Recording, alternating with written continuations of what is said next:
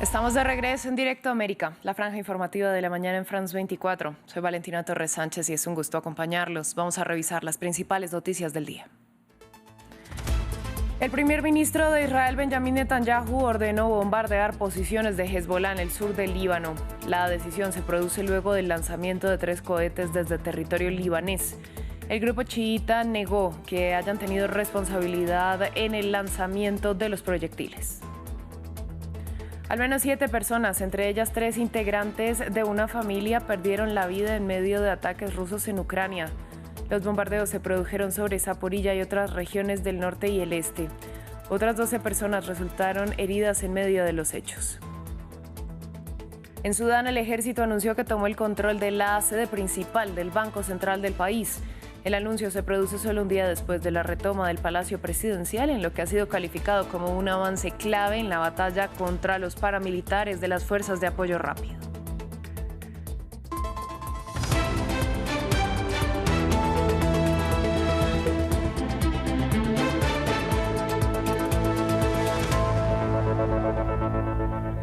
Comenzamos en Líbano porque el primer ministro de Israel, Benjamín Netanyahu, ordenó bombardear el sur del territorio libanés luego de que fueran lanzados 3 misiles desde esa zona hacia el norte de Israel. Hezbollah negó cualquier responsabilidad en el lanzamiento de esos proyectiles. Previamente, el mandatario israelí había asegurado que los ataques tienen como objetivo decenas de blancos terroristas. Por el momento se registran 2 fallecidos en Líbano. Desde Beirut, Etel Bonet, corresponsal de France 24, nos amplió los detalles. Por primera vez en 3 meses se han lanzado cohetes desde el territorio libanés. Según el ejército israelí, esta vez la situación es diferente, ya que el ataque tuvo como objetivo una zona residencial. En respuesta, la artillería israelí ha bombardeado varias localidades en el sur del Líbano. Israel asegura haber interceptado misiles dirigidos a la ciudad fronteriza de Metula y su ministro de Defensa ha ordenado al ejército responder y ha lanzado una advertencia clara diciendo que el destino de Metula será el mismo que el de Beirut, en lo que parece una amenaza directa a la capital libanesa. Mientras tanto, soldados israelíes han disparado artillería y ametralladoras contra varias aldeas del sur del Líbano, incluyendo Hiam, Jula y Markaba. Hasta el momento no se han reportado víctimas mortales. El presidente libanés, Joseph Aoun, ha advertido en un comunicado que estos ataques buscan arrastrar al país a una nueva espiral de violencia. Aseguró que las violaciones del alto el fuego, vigentes de febrero, representan un golpe al plan de recuperación nacional. El ejército libanés, por su parte, ha descubierto y desmantelado 3 lanzacohetes al norte del río Litani, mientras Israel refuerza su despliegue militar en el borde fronterizo. La frontera entre Israel y el Líbano vuelve a ser escenario de fuego cruzado, amenazas y represalias. Con la tregua debilitada y las hostilidades en aumento, la región se asoma a una nueva escalada con consecuencias imprevisibles. Ahora hablamos de la guerra en Gaza porque ya son al menos 130 los fallecidos y 263 los heridos en medio de los ataques israelíes de las últimas horas. Así lo informó el Ministerio de Salud del enclave, que indicó además que desde que Israel rompió el alto el fuego, 634 palestinos han muerto y 1.172 han resultado heridos en medio de los bombardeos sobre la franja de Gaza. A su vez, el grupo islamista Hamas acusó este sábado a Estados Unidos de distorsionar la verdad luego de afirmar que la organización eligió la guerra. En Turquía, al menos 343 personas fueron detenidas tras las multitudinarias protestas del viernes, las mayores en más de una década, tras la detención del alcalde de Estambul, Ekrem İmamoğlu, el principal opositor del presidente Recep Tayyip Erdoğan. Las manifestaciones se produjeron en esa ciudad y también en Ankara y Esmirna, entre otras. Parte de las capturas también se dio en medio de redadas en residencias universitarias tras la movilización. Desde Estambul, Adrián Rocha, corresponsal de France 24, nos amplió la información.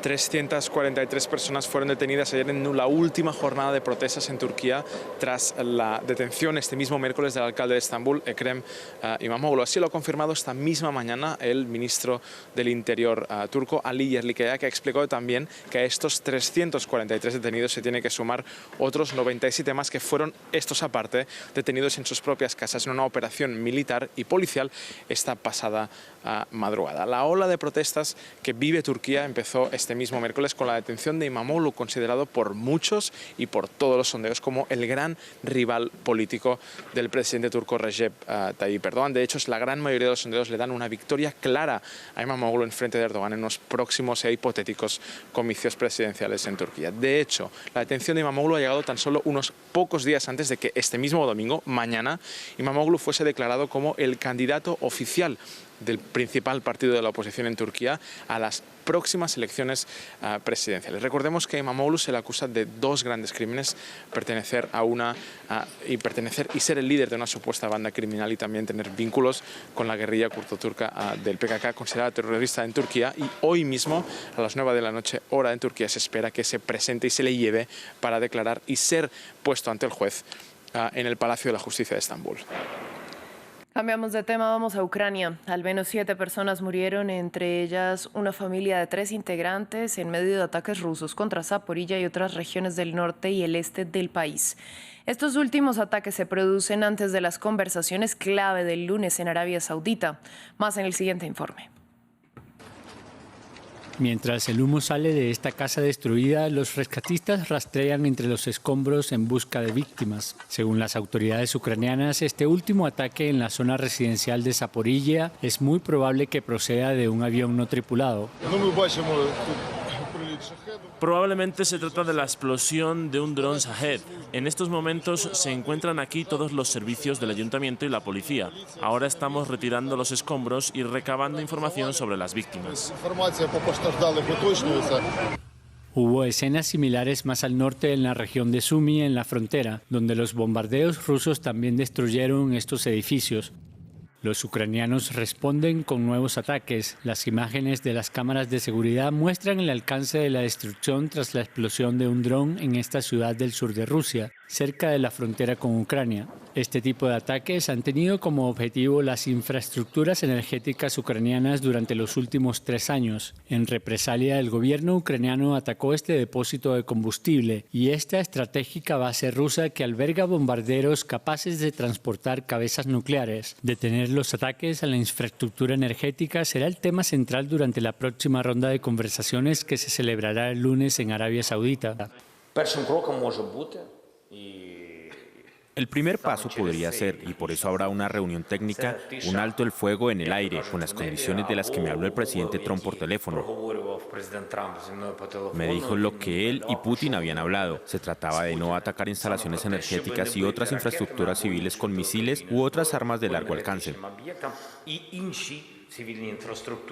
Las negociaciones se enfrentan a un resultado muy incierto. Mientras tanto, Europa mantiene su apoyo a Ucrania. El primer ministro de Polonia, Donald Tusk, visitó las nuevas fortificaciones en la frontera de su país con Belarus. El funcionario aseguró que con esta medida se logrará detener el 98% de los intentos de cruce ilegal. El paso cuenta además con una protección militar. Desde la zona, Tusk aseguró que recibió un informe que confirmaba al menos el patrocinio organizativo y político del régimen del presidente de Belarus, Alexander Lukashenko, en los cruces ilegales a Polonia y que también hay implicación rusa. En España, la ciudad de Ávila, a unos 100 kilómetros al occidente de Madrid, amaneció este sábado parcialmente inundada a causa de las fuertes lluvias que han golpeado el país en las últimas semanas como parte de la borrasca Martiño. Las inundaciones se producen tras el desbordamiento del río Adaja, que ha dejado áreas de cultivo completamente bajo el agua. Además, 14 de las 17 regiones de la nación ibérica están en alerta por viento o nieve en zonas montañosas. En Sudán, el ejército anunció que tomó el control de la sede principal del Banco Central del país. El anuncio se produce solo un día después de la retoma del Palacio Presidencial, en lo que ha sido calificado como un avance clave en la batalla contra los paramilitares de las Fuerzas de Apoyo Rápido. Esta situación sigue obligando a miles de personas a huir. Una de las rutas de escape más transitadas lleva a Chad, donde más de 800.000 refugiados sudaneses han llegado desde 2023. Más en el siguiente informe. Adam Musa Ali es uno de los muchos refugiados sudaneses que viven en Chad desde hace más de 15 años. El campo de Farchana, antes un refugio provisional, hoy parece una aldea. Estoy acá desde 2006. Al principio no había nada, ni soldadura, ni materiales, ni siquiera electricidad. Tuve que alquilar un generador para poder trabajar y facilitar la vida de los vecinos. En esa época, si algo se rompía, había que enviarlo a reparar a Adre. Las ONGs trabajan en silencio, pero son clave. Farchana depende del apoyo del gobierno chadiano y de la ONU, aunque esa ayuda se reduce mientras se multiplican las crisis en el mundo. Desde 2023, la guerra en Sudán ha forzado a cientos de miles más a huir hacia Chad. Antes había mucha más ayuda humanitaria, pero con todas las crisis que hay en Sudán y en el mundo, las organizaciones ya no pueden hacer lo mismo que antes. Este es el único punto de entrada para los refugiados sudaneses en Chad. La presión crece a diario con decenas de llegadas en busca urgente de ayuda. Aceptaré lo que me den en este momento. Quiero llegar al campo y obtener una tarjeta de refugiada. Si puedo recibir dinero o alimentos, los aceptaré. La capacidad de Chad para acoger a refugiados está al límite. Más de 800.000 sudaneses han llegado en menos de 2 años. Las instalaciones fueron construidas para acoger a un número limitado de personas y por un tiempo limitado. Con la llegada de nuevos refugiados ya están completamente saturadas. 2 años después, la guerra en Sudán sigue agravando una de las peores crisis humanitarias del mundo y los llamados a financiar la respuesta son cada vez más urgentes. En Estados Unidos, la Universidad de Columbia cedió el viernes ante las amenazas de Donald Trump. La prestigiosa academia aceptó revisar normas de su funcionamiento interno después de que la administración federal le retirara $400 millones de financiación para presionarla. Entre las nuevas medidas, la universidad pondrá su departamento de estudios sobre Medio Oriente bajo supervisión del gobierno federal. Académicos aseguraron que se trata de un precedente que puede llevar a un camino peligroso. Además, las medidas anunciadas no garantizan que el gobierno vuelva a entregar esos $400 millones. William Gasso nos cuenta más. La presión era demasiado fuerte para la Universidad de Columbia. La prestigiosa academia estadounidense ha cedido a las exigencias de la administración Trump, aceptando una serie de reformas en su funcionamiento. Entre los puntos claves, la dirección acordó someter su departamento de estudios sobre Medio Oriente a una supervisión del gobierno federal. Además, el campus contratará nuevo personal de seguridad pública y lo facultará para realizar arrestos dentro de las instalaciones universitarias e impondrá nuevas restricciones a las protestas estudiantiles como la prohibición de llevar mascarillas. La seguridad pública ha determinado que los tapabocas no están permitidos con el fin de ocultar la propia identidad al cometer infracciones a las políticas de la universidad o a las leyes estatales, municipales o federales. Estas concesiones llegan después de varias semanas de presiones por parte de la administración Trump. El republicano acusó en varias ocasiones a la academia permitir el antisemitismo en las protestas estudiantiles que se oponen a la guerra en Gaza. Las tensiones culminaron el 8 de marzo, cuando las autoridades migratorias detuvieron a Mahmoud Khalil, un destacado activista palestino de Colombia. En paralelo, la administración federal retiró $400 millones en financiación a la universidad para presionarla. Una estrategia exitosa, pero que denuncian algunos estudiantes. Colombia demuestra una vez más que está más que dispuesta a ceder por completo ante la presión. Esto significa que incumbe a los estudiantes y a los trabajadores exigirles que rindan cuentas. Este desenlace de pelea entre Trump y la universidad también ocurre en medio de un tenso ambiente en el mundo educativo en el país norteamericano. El jueves, el presidente estadounidense firmó una orden presidencial que desmantela casi todo el Departamento de Educación.